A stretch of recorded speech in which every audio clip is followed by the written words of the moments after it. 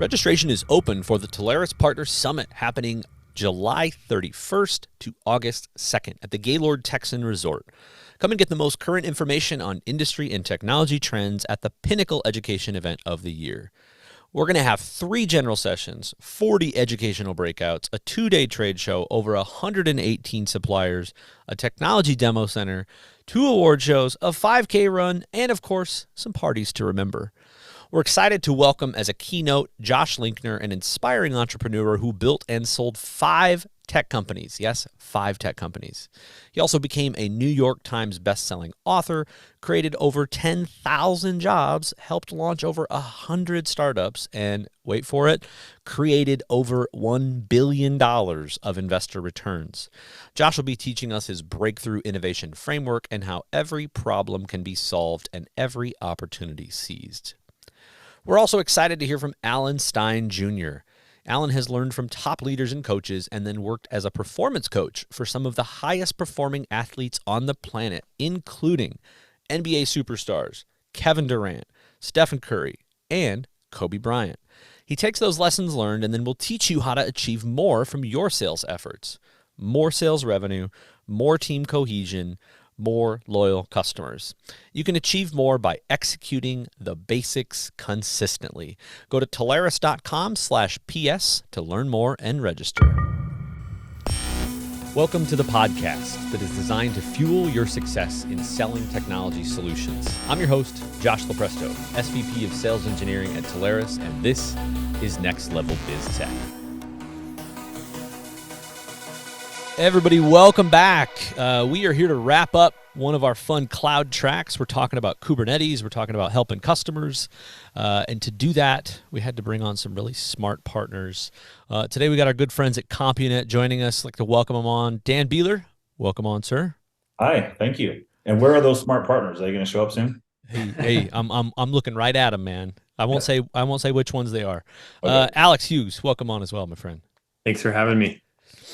Guys, I always like to kick this off with learning a little bit about people that I know, but maybe you got some cool stuff in your background that we don't know. And I think it's fun to see how people come into this space. Some people stumble in, and this world sucks us in. Others, they've set out and went to school, and this was their destiny. So, Dan, I'm gonna ask you first. Tell me your story. Is it a straight and narrow path into tech? Is it windy? What is it? Oh yeah, it's windy, as I assume many people's are. But I grew up in the Seattle, Washington area. Really thought I wanted to be a rock star, like so many people around the area did. It's the kind of the cradle of grunge, if you will. That did not happen. Come to find out, I didn't have any musical talent. But my big claim to fame there is that I did go to school with Lane Staley of Alice in Chains. He was just a year younger than me in high school. So that's how far I made it in that. That led to a short career in construction. I really enjoyed construction, framing houses and other buildings. But what I realized real quickly with that is that winters were horrible. So that led me to try to find something that maybe a little bit more on the professional side. It led me into technology, first in sales. Then from there, finding that I kind of had a technical aptitude. So I started heading kind of towards the pre-sales arena. And that ultimately led me into engineering kind of at the time when IP phone systems were starting to take off. And I really set my sights on Cisco, understanding Cisco IP telephony and the like, unified communications. When I came to Compunet, that was about 17 years ago, and I came in as a route switch and voice engineer. And then from there moved into some other things that we'll talk about, I'm sure, here in a minute. Love it. From Alice in Chains to Cisco. All right, Alex, top that, man. What's your story? Oh man, I don't have any claim to fame with any name dropping here. My story is a little bit more direct into it. I kind of started at a law firm actually, thinking, hey, maybe I'd be interested in going to law school. It was in school at the time. Figured it was a good gig to kind of be at a help desk and kind of learn how a law firm works. And what I learned is that I didn't want to be a lawyer after all. And so I stuck with the technology, kind of got to a point where I felt like I knew that specific environment really well and had a hunger for, learning what else can you do in the IT world. And so I went and worked for a managed service provider. And for better or worse, that's the type of environment where you're always learning, you always are trying new things. And it's a little bit little bit crazy to stay, afloat with so many customers thinking they're the most important and trying to keep up with, all of their demands. But I wouldn't trade it for anything. I've loved being in the kind of managed services and then kind of moved into more of the consulting space where I have a new problem to handle every day and learning new technologies all the time and get to talk with people about things that most of the people in my family think are made up, like Kubernetes. So Isn't that the truth? Oh my gosh, that's its own podcast, explaining to our families what we do. I love it. sure. And then your official title at Compunet, Alex? So I am a solutions architect. I am kind of in the technology domain of public cloud and then application architecture. So that kind of covers primarily Azure is kind of where we do a lot of our implementation work, but it covers all of the public, hyperscaler clouds, and then into the world of DevOps, which means whatever you'd like it to mean. Isn't that the truth? Love it. All right, Beeler, a little bit on your role, and then I would actually love for you to describe anybody maybe not familiar with Compunet, who and what Compunet is. Sure. Yeah. So let me start with that, and then I'll move into my role. So Compunet got started way back in 1998. I've been here for 17 years. We kind of came into the world as a Cisco value-added reseller, hence why I ended up with the spot I did when I started. But Compunet has really morphed over the years. And so now we still are a value-added reseller, but you're seeing a lot more of our customers actually asking us for, as a service, X as a service. And we are certainly willing to help with that. And then our engineers, we really have a whole layer now officially as architects and senior level engineering principal engineers as well. So we really do consult, like Alex was just mentioning there, quite a bit now with customers on the front end before they make decisions. So that's been great. My role at Compunet today is really stemmed out of business development. I ran our data center practice for about 9 years, but the role as it sits today, I'm called a director of strategic partnerships. And it aligns exactly to what Alex said, which is that's in the tech domain of public cloud and application architecture. Love it. Good stuff. I know you've seen a lot, especially in that 17 years. And yeah, you guys have evolved a ton. It's been awesome to see. All right. So Dan, talk to me about, over these past 5, 10, 15 years, just some changes that you've seen in the marketplace with regard to cloud infrastructure and just infrastructure in general and kind of where it's going with regard as we kind of start to talk about modernization here. Yeah, sure. Yeah, in fact, to that point, we've structured and formalized a team that Alex is a part of. Alex is a part of a virtual team called the Application Architecture Team. That team consists of software architects, cloud architects such as Alex, and then app security focused architects as well. And then that's how we actually go to market to start helping customers, target what applications they're actually looking to modernize and why. So if that tells you anything about, where we've come over the years to now, that's what we see as a differentiator for us and something that customers are actually really asking for. So if that's where it is now, if I just look back even 5 years, one thing I've seen is a real willingness of customers now to look at cloud as a solution and maybe even as a first solution. I can tell you this though, that for the customers that come to us and say, "Hey, we're going all in on cloud. We've been given a date, and we're going to completely exit our data centers, and we're going to be completely cloud by X date." We will actually, with everything we can, try to help that customer take their foot off the gas on that a little bit and start looking at specific applications and which ones might make sense to put in the public cloud and which ones might make sense to leave on-prem and kind of maybe really start and really kind of, dig into that hybrid infrastructure. That it's certainly much more palatable for most of our customers. Yeah, and I mean, you bring up a good point. I mean, even just looking back 5 years, right? Maybe even 10 years. Early on, it was just, hey, I need an engineer to help me build this thing. And now you're into this layer and these different divisions and segmentations. It's crazy to think how advanced it is, but it is such a value add because remember the customers would always just say, yeah, no, I got this. I don't need a lot of help, right? And now they're just going, please help me. I don't even have the people that I had 2 years ago here anymore. Yeah, and that may be, a little bit to the fact that technology moves very, very quickly. And, I know that the core, the crux of this conversation is around containers and Kubernetes. And that is one where, customers know it's there. They know it's that most of them are even asking us, tell us why we should do this. Like we're hearing all about it. Why should we as like a standard enterprise business do this? So I mean, we're consulting all of that on the front end as well. So. Well, let's talk about that. We like to talk about objections and overcoming objections, and back in the days of it was one of my favorite pieces of training because we needed it so much when I was selling door-to-door vacuums, because I was really surprised to find that nobody wants to buy a $3,000 vacuum, but through this lovely binder, we know the objections they're going to have. So let's talk about objections for a second. What is, when you're on that front end consulting, Dan, with these customers, what is their first avoidance or their first reason to want to avoid this, and then how do you talk through that? Yeah, I mean, I think the biggest one that comes to mind is just lack of full understanding on what the solution's really supposed to do for them. And keep in mind, we Compunet's a little unique in the fact that we have 30 sellers across almost all Western states, and we have about 145 engineers. And so that leaves it, and those are customer facing engineers in specific IT domains. And so with that, we kind of take an engineering led approach. And to bolster that, we don't actually have quotas for our AEs. And so what that does is it allows us to have more of a natural flowing conversation about what a customer is actually trying to get done.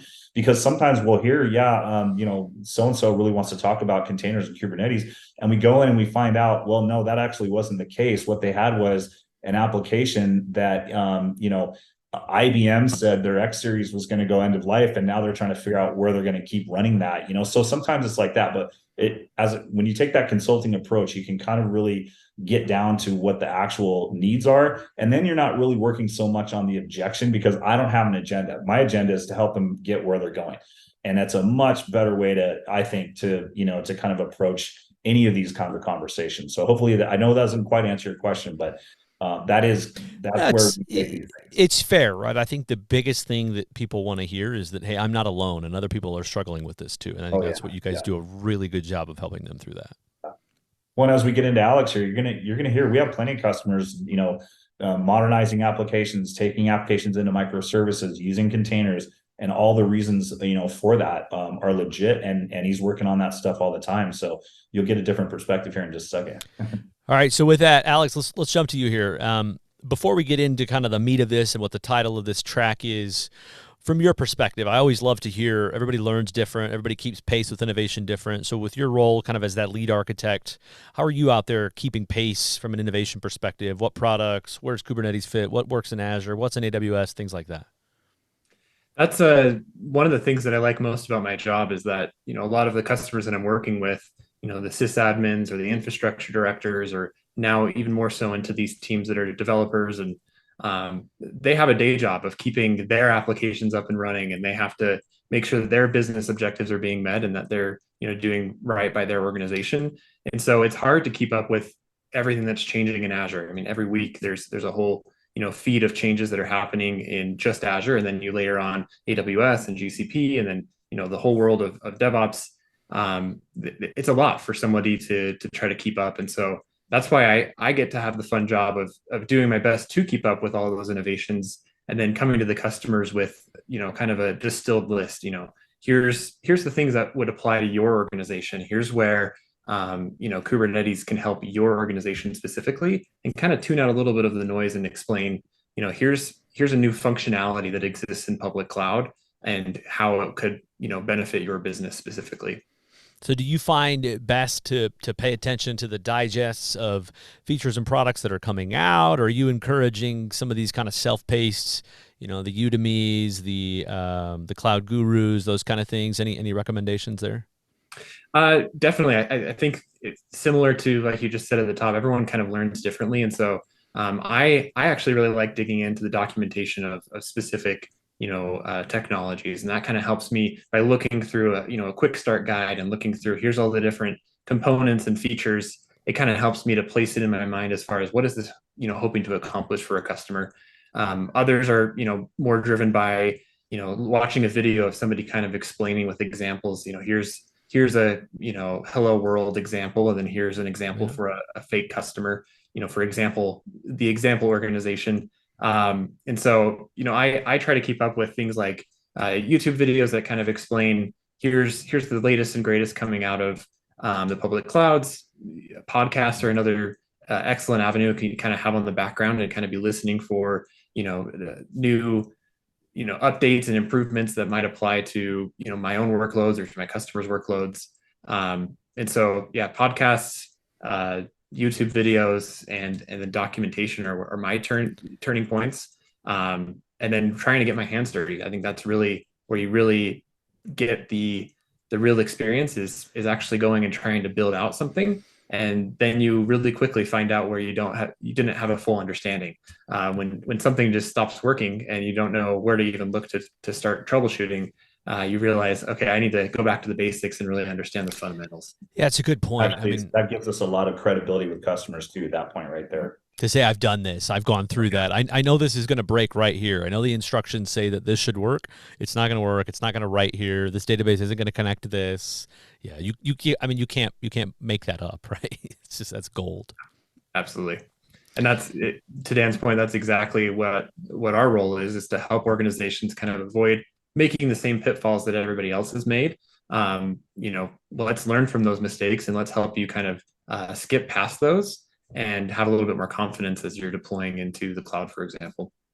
All right, so this is an advanced topic, right? Let's say there's a little bit of a prerequisite for what we're going to talk about for anybody that's out there listening to this, right? I think people understand, hey, I put my application on a piece of hardware. That piece of hardware, it's dedicated to that. That's that applications. And then virtualization comes in, right? And it allows us to do some creative things, whether that's on-prem, cloud, wherever. So before we get into the three ways that Kubernetes helps customers modernize, Alex, break down, in your opinion, what do you think first, how do we get to Kubernetes? Why is it here? And then let's get into what are some of those reasons of how it helps. Sure. I'm actually going to take maybe a different approach than maybe, most infrastructure minded people would take, or maybe I'll just abbreviate it and say, we know that there's hardware and then there's virtualization. That's kind of the VM side of things. And then, we could talk about how containers live kind of above that or abstract it even further. But kind of to take a different approach to it, why containers from a business or a developer standpoint? And I think that's maybe even more interesting is not, how exactly does it work with, being able to use, the same hardware for more things, but, developers, they have this application, they have this code that they want to run, and it seems to work great on their computer, but then they go and deploy it somewhere else or to a production environment, and versions are different, or the frameworks haven't been updated yet, or IT put in a new policy somewhere and now it's breaking something. And so that's a core problem that a lot of developers and IT teams build some friction on, is kind of that shrug, hey, it works on my computer, I don't know what your problem is. And so containers is a way that can kind of help solve that by creating a standardized, container, right? The image that people have in their mind is of like a shipping container on a giant, ship across the ocean. They all look the same. They have very different things inside, but because of that standardized, size and format, we can plug a whole bunch of them in on the same, barge or whatever. And so the benefits that come from containers are being able to package all of those dependencies and, all of the, variability, and kind of put all of those pieces in one piece that is going to run the same on my dev machine. It's going to run the same in my testing environment. It's going to run the same in a server on-prem, and it's going to run the same in Azure or AWS or something of that nature. And so it allows developers to kind of build that confidence that it's going to run the same in all those scenarios. So do you think then, I love your approach, because I don't usually get that approach. I love hearing a different one. Do you think then, is it more about developers love to develop on the local machine and then move it out, and maybe it's less about isolation in production or minimizing risk for breakage? What are your thoughts there? I think that comes into it for sure. I mean, that's it is a little bit of kind of enabling more of a DevOps or agile approach of being able to decompose your applications a little bit, and rather than having one monolith that sits on a server and the only way to handle more load is to scale it up and make a bigger and bigger server, we can kind of start taking the different pieces of an application and, assign different amounts of capacity to them. And so, if I have an application and this is a really heavy piece of it, I can have 15 copies of replicas of that piece. And then for, the piece over here that does something much more lightweight, I can kind of optimize and spread that load out a little bit better and be able to, really, make the most of my investment in the infrastructure and in the hardware. And then also be able to have, the ability to fine tune and use the capacity where it's most needed. Okay, so I mean, the topic here we're talking about is the ways that Kubernetes helps your customers. But I want to put a bow on what you just mentioned. If I go back and I say, all right, I've moved my applications, I've got some on-prem still, I've got some here in cloud, I'm all proud of myself because I've created an auto-scaling group in Azure and AWS, and it scales up, it scales down, it's cost efficient. I think that's enough. But then Kubernetes comes along and shows all these benefits. So if we just kind of boil back down maybe some of the things that we already mentioned, put a bow on this topic, what are you thinking then, and the customers that you talk to, the top three benefits they still get out of modernizing even further to containers? Sure. Yeah, I think we'll take it, so there's containers, right? We have this now portable code. It's much more flexible. I can put it wherever I want and run it.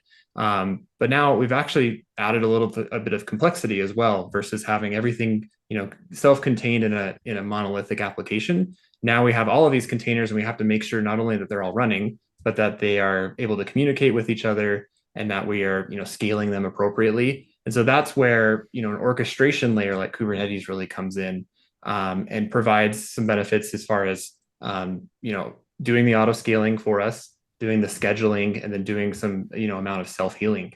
And those probably all sound really great to, to the SREs and the IT admins and the people that are charged with making sure the application is up, is having a tool available to them to help make sure that it's running all the time and that it's running consistently. And that's really the magic of Kubernetes, is that it takes these containers and then it adds this additional layer. And really the magic of Kubernetes is that it's this API driven approach. And so not only is it automation as far as, have this many pods or containers running here and make sure that they can talk to each other, but it also can, have a unified API to be able to manage things like load balancers or be able to manage logging and monitoring and performance metrics, and have kind of a unified approach, and so that they can use it for all of their infrastructure and be able to get those benefits of, being able to say, this is my desired state. I need to have this many containers running and they need to be talking to these other services. And if something breaks, then it will just fix it. It'll make sure that it's always kind of matching your desired state. Love it. Automagically. It's how it should be. All right. Now we got to talk about deals here. So walk me through, Alex, and don't worry, Beeler, we're going to come back to you in just a second. Yep, no problem. Walk me through, Alex. I think an interesting thing to see that we see from an engineering perspective in deals is they don't finish the same way that they started. And I love that, because that's our job, is to uncover what the customer really needs, right? So walk me through maybe an engagement that you came into where maybe the customer thought they needed this, but they ultimately needed something completely different. What did they have versus what did they have then after the fact, and how did it help? Sure. The one that comes to mind is a customer that was running it was kind of a back-end batch process each night that helped them to optimize. Here we have all of these in the hospitality industry, so we have all these reservations. How do we optimize these to make sure that we're, using the most of our capacity and giving people, their desired, they asked for, this specific spot in an environment, or they want these amenities, and how do we make sure that we're kind of organizing them properly? And so they had worked with an open source software and created a container that would, take in data, and then it would, crunch the numbers and figure out the most optimal solution and spit out, here's how you should reorganize these reservations. And so they started with a container, and they realized pretty quickly that, the hardware that they had on-prem, that they needed more beef, right? They needed to be able to do more. And so rather than, going and trying to forecast and figure out, okay, how much, capacity are we going to need? Let's look to the cloud. Let's figure out, how can we use this magic agility and scalability and elasticity of the cloud for this specific use case? And so they came to us looking for help scaling, and we kind of started down the path of looking at functions as a service.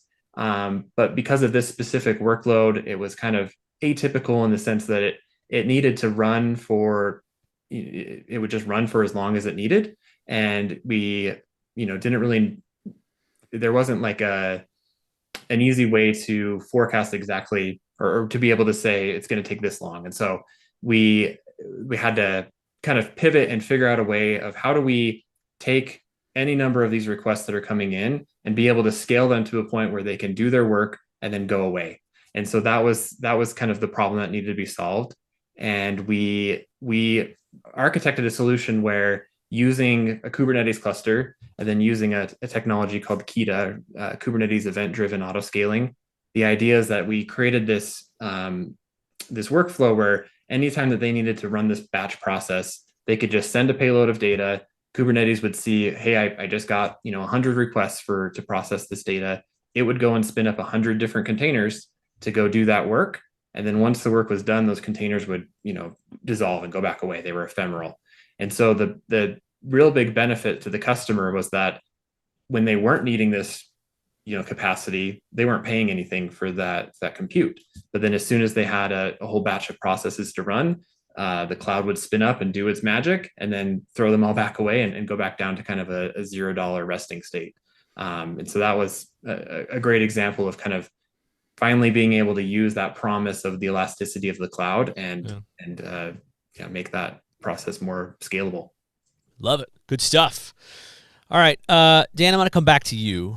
As you've seen some of this modernization happen over the years, and to kind of, get back to what Alex has been mentioning here the last few minutes, what's the biggest thing that you've learned, when you're talking about these complex technologies, infrastructure, containers, and you're in these customer chats? Sure. Okay. So definitely, and maybe somebody's already picked up on this from a little bit earlier, but we have been a traditional infrastructure hardware selling VAR, right? And so with that, with years of practice at that, it's very easy to come at it from that infrastructure standpoint and perspective, but it's really not the right way to get to the meaningful conversation and really what you're after here. The right way is actually to get to the focus on the outcomes, the business outcomes that the customer is looking for from their application. So if that's the case, then you got to get close to application owners. You have to, you really have to cross that aisle and be okay talking to dev leaders and DevOps leaders in customers, because trust me, anybody on that side, they know exactly what that application is doing, what it isn't doing, what it should be doing, and where they want to go with it next. And it seems like we always back into conversations around containers, Kubernetes, and the like when that makes sense. And notice Alex talked about serverless, right? So at the onset of that, by the time Alex got involved, he's trying to figure out what's the best way to handle that function of the application, So that's probably the biggest thing we've learned here. And I might add too that, just like with any technology, if you don't have resources on staff, I mean, we've now invested in these types of resources like Alex, like software architects, so that we could do this very thing. But if you don't have those, I mean, Telarus has got a great stable of partners that, we use those partners too, to this very day. I don't know if we need to, are we dropping names or no? Are we drop them, baby, drop them? I would say Quest has become a very strategic partner for us, because when we, can only take it so far, they will take it the rest of the way, including finishing an actual, modernization project on the code side. So those partnerships for us are absolutely critical. So that's, I think I kind of went over the one question, but sorry. It was a beautiful answer. I was not going to stop you at all.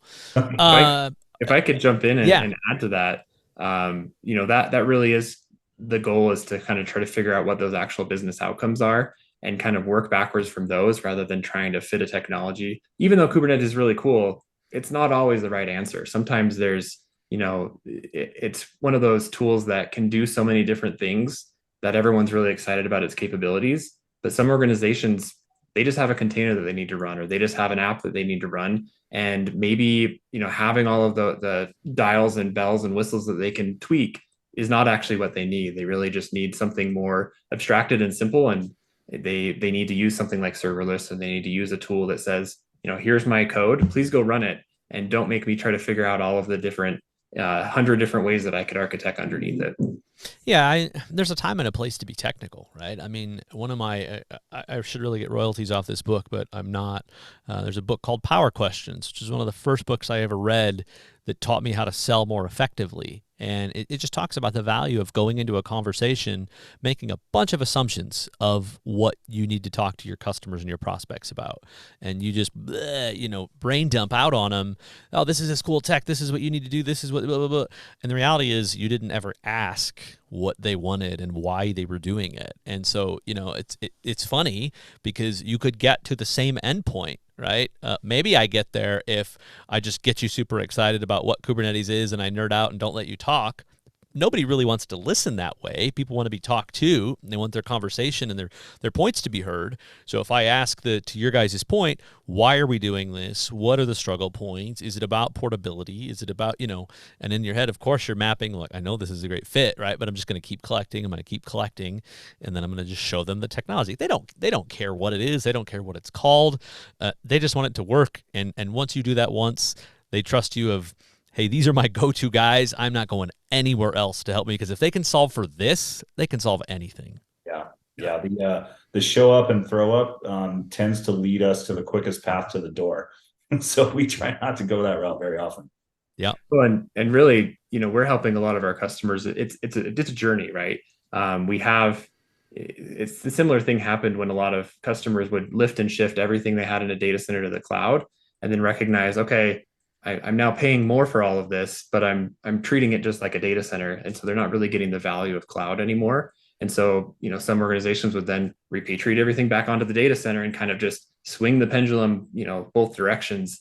And so we've recognized that, with Kubernetes still, it's, even though it's been around a while, it's still changing so rapidly. And we seem to have this chasm between, here's a quick start and I can go and get an application running in 5 minutes. And then here's, the opposite end of, look at this really cool dashboard, and I have, thousands of apps running and really great Grafana, dashboards and monitoring going.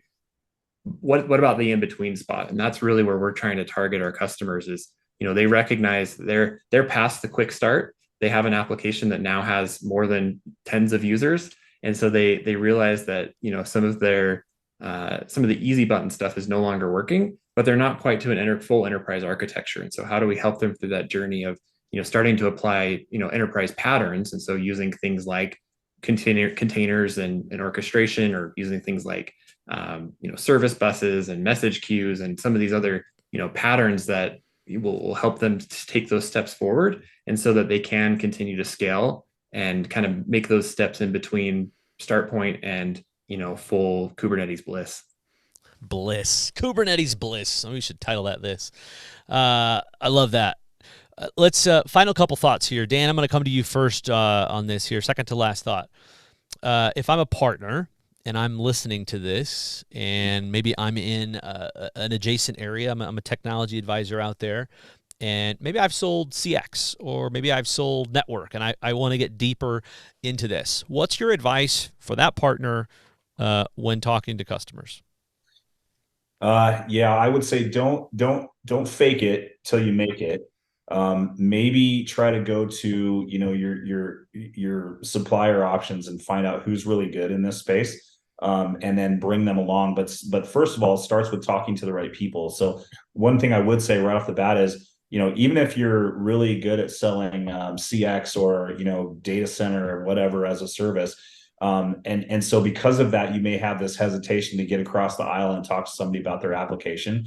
It seems scary, but it's really not. First of all, customers that own those applications, they love talking about them. So let them talk, let them tell you what's going on with it and what their challenges are. And then maybe take that back, talk to your Telarus rep and find out who might be a good fit to go help come alongside you and take that conversation further. That's what I'd say.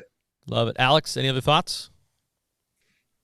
I like that. I think if an organization is running their own applications, especially custom applications, if they're not at least considering, moving into containers and modernizing, then they're going to be behind. And so we recognize that they may not be in a spot right now. There might be some refactoring involved to get there. But now is the time to make sure you're at least having those discussions and identifying whether Kubernetes containers or other modern application patterns are if they're ready for that. Love it. All right, Alex, I'm going to give you the final question. We're going to look out into the future as the ominous music plays. As we look at this and kind of wrap up, technology that's coming out, we're seeing all the open API or all the chat GPT stuff, Sure. Everything popping out. Where do you think this goes, right? How do you think that kind of technology applies as we go into more containers, more advanced into serverless, Copilot comes out? What are your final thoughts? What are we going to see late this year into next year? What's it going to look like? I'd say, kind of maybe an approach is, looking out there at, the sysadmins and the, the people that have been taking care of infrastructure for their careers. Now's the time when this DevOps transition is really, it's been around for a while, but we're getting to that threshold where if you're not able to kind of keep up with the new patterns of using infrastructure as code and using immutable infrastructure and using containers and, really relying on automation versus, clicking around and doing things in portals. Now's the point when it's really, really important to kind of get onto that train and reskill and look for opportunities to, take advantage of the functionalities that are coming from these cloud platforms, but then even on-prem, and really kind of lean into that and figure out how do I, kind of develop this common ground with the developers and make sure that, everyone's on board with understanding how Git works. And so that we can, start contributing to infrastructure as code, templates together, looking for ways that, we can use pipelines and automation to, reduce human error and make things just work, more seamlessly. And so I think that we're at that point now where we need to lean into the new DevOps patterns. Love it. All right. Gentlemen, that wraps us up for today. Alex, thanks so much for coming on, my friend. Thanks for having us. Mr. Dan Beeler, appreciate it. Good to chat as always. Anytime. Great to talk with you. Okay, guys, that wraps us up for this week. We'll take us out. Thanks, everybody, for listening. If you got any feedback, nlbt@Telarus.com. We're always taking new suggestions. I'm your host, Josh Lopresto, SVP of Sales Engineering at Telarus. Next Level BizTech has been a production of Telarus Studio 19. Please visit Telarus.com for more information.